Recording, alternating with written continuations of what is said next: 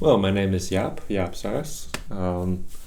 By day I study human evolution, and by night I am an amateur guitarist. A couple of years ago I discovered British folk music, or Celtic folk music I should say, and I've been hooked on it ever since.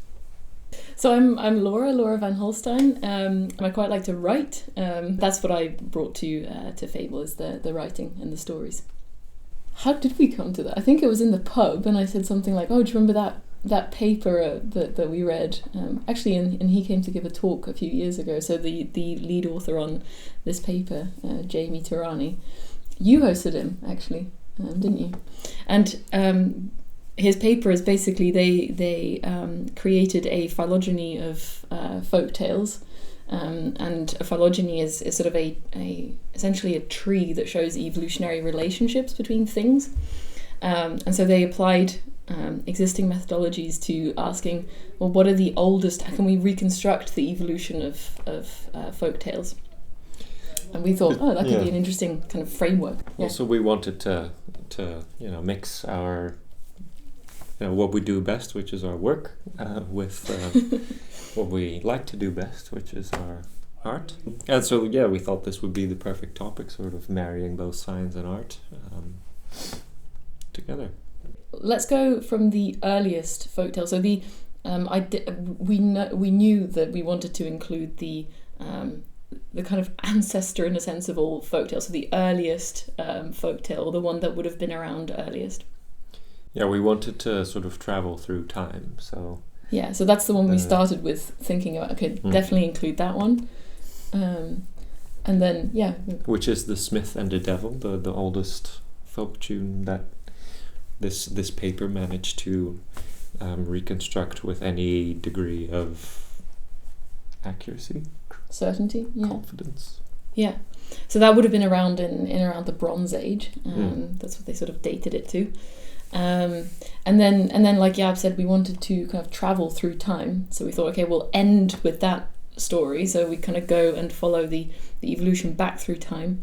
So that meant that we had to look at the phylogeny and look at, okay, so let's start with the sort of most recent folk tales. And how did we choose, though? I'm trying to think how we chose. Well, we chose The Boy Steals the Ogre's Treasure because it sounded very cool, and because we already knew it, because that is, Jack and the Beanstalk is one of the tales that has the characteristics of the tale type, which is called The Boy Steals the Ogre's Treasure. What we had access to was the tale type. So it would say, the oldest tale type is The Smith and the Devil. But of course, there's been so many renditions of that across cultures and through time that we thought, it'd be interesting to then rework these in our own kind of, that can be a contribution to this project. Yeah.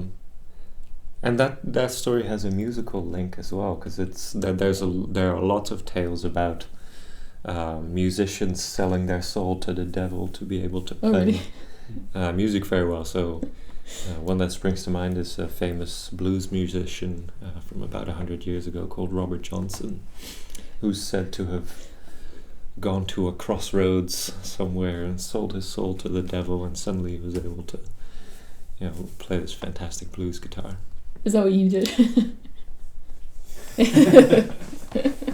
And then how we chose the sort of first story, which was the monk and the bird. Monk and the bird. I just really liked it. So we kind of looked up what all the, we basically typed in the tale type and then saw, okay, so what are these stories roughly about? We both really liked the theme of that, of those stories. So we thought, okay, we'll pick that. But the cat, I always really like thinking about natural history from the animal's perspective. So that's what I wanted to explore with the cat story, so the second story. And the last one was just a play on the word Smith. I just wanted to think about wordsmith, and then it kind of went from there. And that draws, of course, on a lot of your experiences too, I'm sure, of needing to write something and having that moment of, oh God, I can't think of how to word this, and yeah, sometimes I wish I could make a pact with the devil and write the best paper there ever was.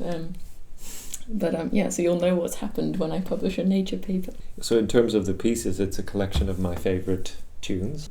I also knew I wanted to do different types of tunes, so the first set is a jig set, which is a musical form in 6/8. The second is a reel set, which is in 4/4, which I wanted to link to the cat, because I thought some of the tunes sound rather mischievous. And the last one is my favorite type of tune, which is a slip jig, which is in the rather interesting time signature of 9/8. And those are just tunes that I just really love. The instruments I play, the guitar and the 5-string banjo, are somewhat unconventional for folk music. Well, not guitar, but I have a specific type of guitar called a resonator guitar, which is made out of metal, and therefore sounds basically like a tin can, which I like, but it's not the usual type of guitar people go for with this kind of music. So every instrument has its its strengths and its weaknesses, and what I try to do with the banjo is kind of make it sound a bit like a harp, in the sense that I try to play most consecutive notes on different strings, so that they tend to ring out reasonably long, and that gives this sort of harp-like quality, which if you play, for example, a 4-string tenor banjo, you play most consecutive notes on the same string, so that they constantly get cut off. It's really fun, but really challenging, actually.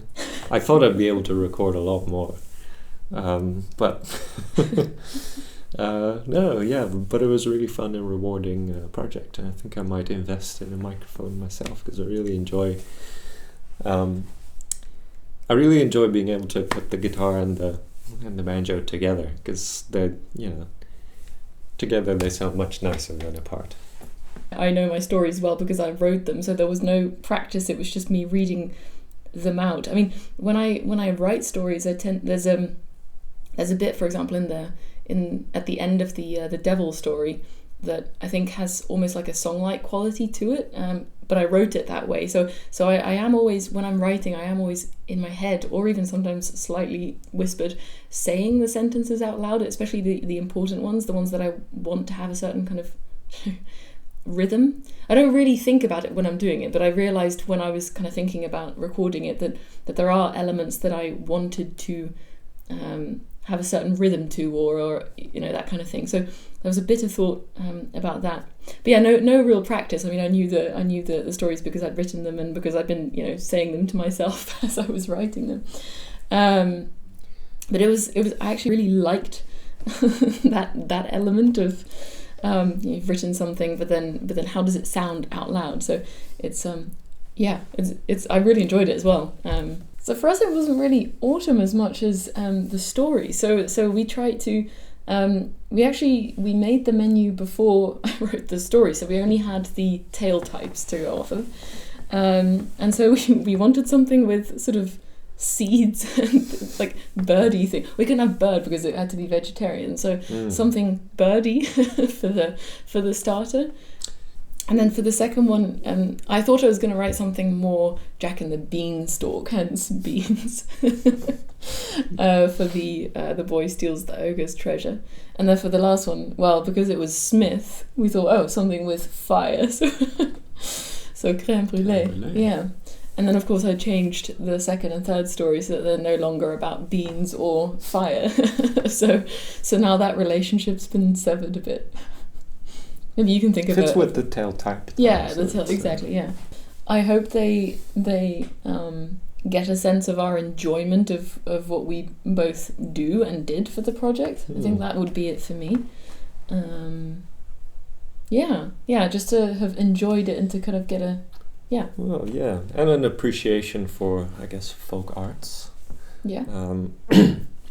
this case, yeah, folk tales. I appreciate how far back in time they go, how they link people from, well, these are Eurasian stories, so they link us back to our ancestors and to throughout time and space, basically, up to the was it the Proto-Indo-European Bronze Age? And that the same goes for folk music.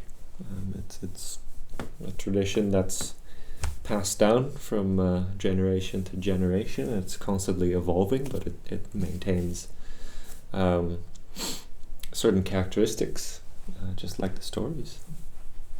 Yeah, and I guess, and kind of leading off of what you've just said, that taking what is old and remaking it into something new is also something worthwhile, and so it doesn't have to be invented from scratch, but to think about that process and contributing to that process. Because of course the phylogeny is all of it traces how some things have been kept the same, so that's how we can make a phylogeny. We look at things that are the same, but then we're tracking its change through time as well, and I guess that's what I explored a bit with these stories and what you did with your music. So the idea that taking things that already exist and remaking them, thinking about how you want to contribute, and a very real example, of course, is how are you going to tell the story of Jack and the Beanstalk to your children? Because I'm sure everyone's parents told them a slightly different version, and people have sort of family traditions of how they tell stories, and to think a bit about how you do that, and and enjoy the creation of something new from existing material. Scientific papers can be a bit dry, and so thinking about the writing actually can be really dryly worked. I mean, there's and I explored this a little bit in the last story actually, that it follows a very, very set pattern, and you start with the introduction, you move on to the methods, and actually how science is usually done. A little side note there, but is much more circular. It's not as linear as it's presented in the write-ups, but also to think a bit about what your science actually, or what science actually means. So it goes beyond the dry style that it's been written in. I mean, for me, I'm actually thinking about real animals, and it's very easy to sit back in my office and just sort of do the analyses, and it's all just mathsy. But to think about what it implies about the world, and what the impacts of your work are. And this was a much more creative way of thinking about what the implications of a paper are, and the implications of research are. Well, thank you everyone for watching, and we really hope you enjoy what we made. We absolutely loved having the opportunity to do this project. So if you'd like to show your support, then please consider donating to Fable so they can keep supporting artists and giving them the opportunity and the freedom to participate. And to push boundaries, because I think we got given a lot of freedom to explore what we wanted to do. And that's what I've really enjoyed about it. So yeah, if this can continue happening, I think pushing those boundaries is a really awesome thing. So thank you, Vicky and Dan of Fable. And happy birthday, Fable. It's 1 year old. Happy birthday.